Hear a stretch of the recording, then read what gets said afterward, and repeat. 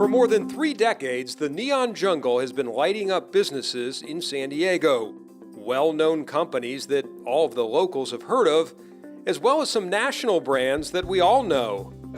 We actually manufacture neon signs and fabricate and weld and do all sorts of things that are outside the box.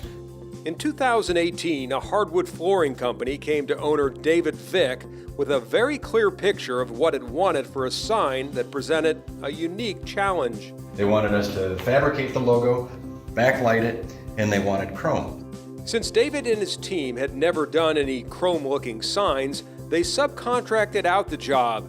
The company that we subcontracted it to failed, and we found another company to help us chrome, and they failed. We bought equipment to accomplish the chroming, and we returned it because it didn't work. Then we found Spectra Chrome. We set up the Neon Jungle with everything David and his team needed to make them shine. The equipment is amazing.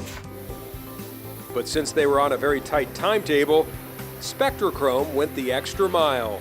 I was fortunate to be invited to come to Spectra Chrome in Florida and do the piece here, which turned out very successful. It's amazing the finish that we've got.